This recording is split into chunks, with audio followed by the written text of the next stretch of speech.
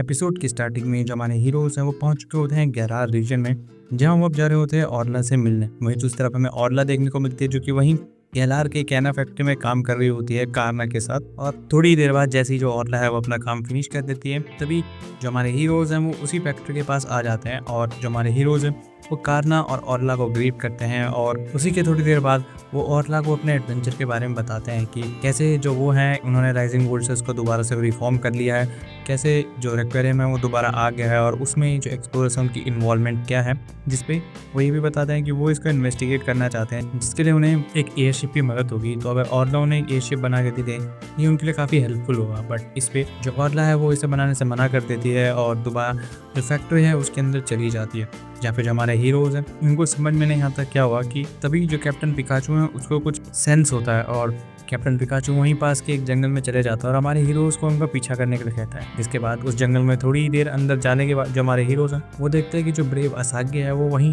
एकदम बिल्कुल perfect condition में खड़ी है और साथ ही उनको जो पुराने पोकेमॉन फ्रेंड थे जो ब्रेव असागी में रहते थे वो भी वहीं पे हैं। जिसके बाद जो हमारे हीरोज़ उनको समझ में नहीं आता कि आखिर क्या हुआ, फिर ब्रेव असागी जो है उसको तो अभी तक डिसमेंटल हो जाना चाहिए। तभी जो कारना है वो हमारे हीरोज़ के पास आती है और वो हमारे हीरोज़ को एक साल पहले जो वो उसके बारे में बताती है कि कैसे जो एक साल पहले ऑरला है वो उसके पास आई थी उसकी फैक्ट्री में और उसने उससे साथ काम करने के लिए कहा था, जब वो अपने साथ ब्रेव असागी और बाकी जो उसके पोकेमॉन्स थे उनको भी लेके आई थी। और जो ऑरला है वो ब्रेव असागी की कंटिन्यूस मेंटेनेंस भी करती है और जो पोकेमॉन है उनका ख्याल भी रखती है, बट कभी भी उसका जो असर है वो उसके काम पे नहीं आता। जिसपे जो कारना है वो हमारे हीरोज़ को ये भी बताते हैं कि जो ऑरला है उसने भी दोबारा एडवेंचर पे जाने से दोबारा उड़ने से भी फ्री गिव अप कर दिया है, बट ये जो है ये उसके ट्रू फीलिंग्स नहीं है, उसके जो ट्रू फीलिंग्स है वो उनको शायद छुपा रही है। तो इस पे हमारे हीरोज़ की मदद मांगते हैं और उसी के नेक्स्ट सीन में अगली सुबह हमें देखने को मिलता है कि जो कारना है वो किसी तरीके से ऑरला जो है उसको एक वॉक पे जाने के लिए मना देती है, क्योंकि ऑरला जो है वो काफ़ी टाइम से अपनी इसी फैक्ट्री में काम करती थी और ब्रेक भी नहीं लेती थी। तो इसी के चलते जो ऑरला है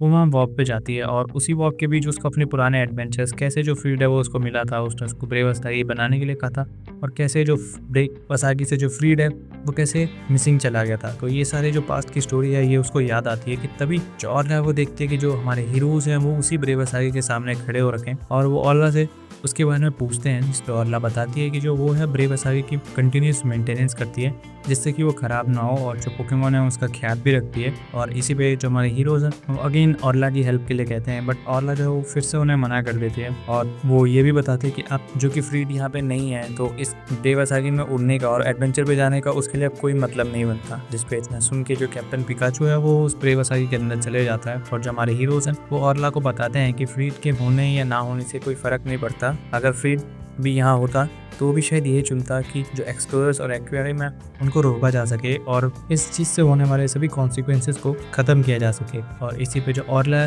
वो यही सोच रही होती थी, तभी वो देखती है कि जो कैप्टन पिकाचू है वो वहीं ब्रेव असागी के कैबिन पिट में है, जैसे कि पहले जो कैप्टन पिकाचू और फ्रीड रहते थे। तो इससे उसको अपने पास्ट के बारे में याद आता है कि तभी ही थोड़ी देर बाद हमें देखने को मिलता है कि जो फैक्ट्री है उससे एक ब्लास्ट की आवाज़ आती है। तो जो हमारे हीरोज़ हैं वो जल्दी से उस फैक्ट्री की तरफ रश करते हैं, जहाँ पे वो देखते हैं कि जो उरुको है वो कुछ जो लोग हैं उनको रोक रहा है। जिसपे जो उरुको हमारे हीरोज़ को एक्सप्लेन करता है कि जो स्ट्रॉन्ग स्पीयर हैं वो यहीं इसी फैक्ट्री में बनते हैं। और हमारे हीरोज़ भी फिर उसके बाद ये सब देख के ऑरला और कारना को स्ट्रॉन्ग स्पीयर्स के बारे में बताते हैं, जिसके बारे में उनको पता नहीं था। और ये सुन के जो कारना है वो इस डील से मना कर देती है और वो जो एक्सप्लोरर की टीम से मेंबर आ रखे थे जिनको अब एक्सकीट कंपनी भी कहते हैं, एक्सकीट कंपनी के जो बंदे आए थे उनको इस चीज़ से मना कर देती है और वो जो स्ट्रॉन्ग प्लेयर्स के जितने भी उन्होंने अभी तक आउटर बॉल्स बनाए थे उनको देने से भी मना कर देती है। तभी वहाँ पे खड़े जो दो एक्सप्लोरर्स के मेंबर्स होते हैं वो हमारे हीरोज़ को अप्रोच करते हैं और उनका नाम सुनते ही उनको पता चल जाता है कि जो लीको डॉट फॉर्रो हैं वो पहले राइजिंग वोल्सेस के मेंबर थे। तो वो उनसे बैटल करने के लिए अपने पोकेमॉन्स को बाहर भेजते हैं जो कि उनके पैल्डियन रीजन के टॉरस होते हैं। और उनसे बैटल करने के लिए